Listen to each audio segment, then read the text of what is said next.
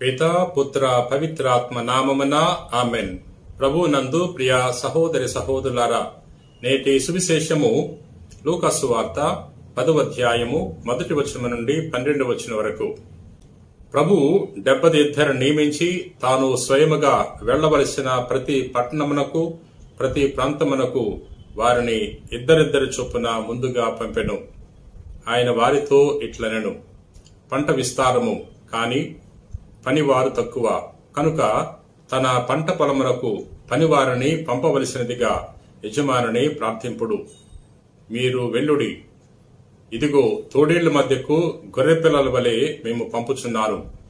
మీరు జోలునైనా సంచినైనా పాదరక్షకులనైనను తీసుకుని పోరాదు. మార్గమధ్యమున మీరు ఎవరిని కుశల ప్రశ్నలు అడగవద్దు. మీరు ఏ ఇంట ప్రవేశించినను ఆ ఇంటికి సమాధానము కలుగునుగాక అని చెప్పుడు. శాంతి కాముకుడు అచట ఉన్న ఎడల మీ శాంతి అతనికి కలుగును, లేనిచో అది తిరిగి మీకే చేరును. ఆ ఇంటి వారు మీకు పెట్టు అన్న పానీయములను తినుచు త్రాగుచు అచటనే ఉండు. పనివాడు తన కూలికి పాత్రుడు కదా. మీరు ఇల్లిల్లు తిరగరాదు.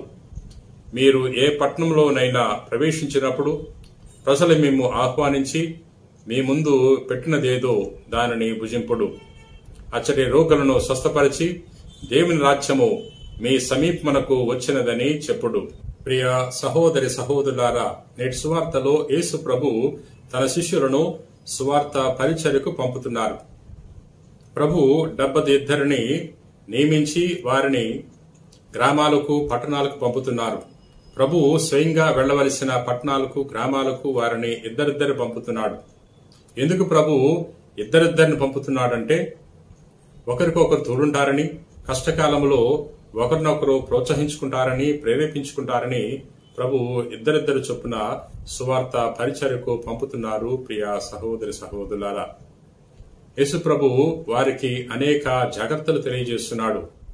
మిమ్ములను తోడేళ్ల మధ్యకు గొర్రెపిల్లల వలె పంపుతున్నాను, కాబట్టి మీరు మెలకువగా ఉండండి, జాగరూకులై మీరు ఉండండి అని తెలియజేస్తున్నాడు.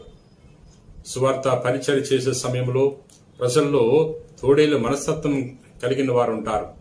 అటువంటి వారు ఈ సువార్థికులను ఇబ్బంది పెడుతూ ఉంటారు, బాధిస్తూ ఉంటారు, వేధిస్తూ ఉంటారు, హింసిస్తూ ఉంటారు, కొంతమంది మోసం చేస్తూ ఉంటారు. ప్రియ సహోదరి సహోదరులారా, ఎవరెవరైతే సువార్థికులను వేధిస్తారో మోసం చేస్తారో అటువంటి వారు తీర్పు సమయంలో కఠినమైన శిక్ష అనుభవిస్తారు. ప్రియ సహోదరి సహోదరులారా, ప్రభు ఈ సువార్థికులకు తెలియజేస్తున్నాడు.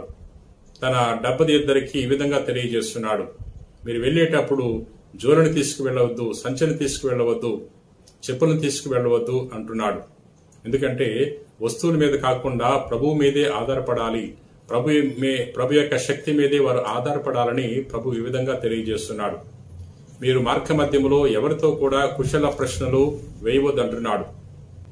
మార్గ మధ్యములో తెలిసిన వారు గాని పరిచయస్తులు గాని కనపడినప్పుడు వారితో సుదీర్ఘంగా చర్చించినప్పుడు వారి యొక్క కార్యాన్ని నెరవేర్చలేరు.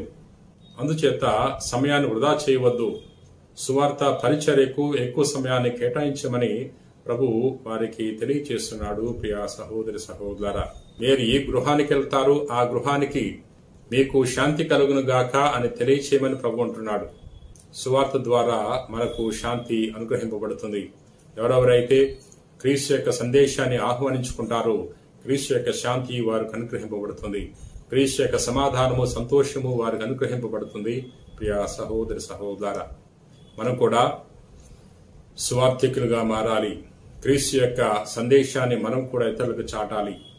మన నోటి మాట ద్వారా మాత్రమే కాకుండా మన యొక్క ప్రవర్తన ద్వారా, మన యొక్క జీవిత విధానం ద్వారా క్రీస్తు యొక్క సందేశాన్ని ఇతరులకు చాటి చెప్పడానికి ప్రయత్నం చేయాలి. ప్రార్థన చేసుకుందాం. ప్రేమ కలిగిన ప్రభువా, దయగలిగిన సర్వేశ్వర ప్రభు, ఈ రోజున నీ వాక్యం ద్వారా మాతో మాట్లాడినందులకు నీకు వందనాలు తెలియజేస్తున్నాం. ప్రభా, నేటి సువార్తలో నీ కుమారుడు యేసుక్రీస్తు ప్రభు 72 గ్రామాలకు పట్టణాలకు సువార్త పరిచర్యకు పంపుతున్నాడు. ప్రభా, మేము కూడా నీ సత్య సువార్తను ఇతరులకు చాటి చెప్పే గొప్ప విశ్వాసాన్ని మాకు దయచేయండి. ఈ రోజు నీ వాక్యాన్ని ఆలకించి ప్రార్థన చేయించిన ప్రతి వారిని కూడా దీవించమని మా నాథుడైన క్రీస్తు ద్వారా మనవి చేయుచున్నాం తండ్రి. ఆమేన్.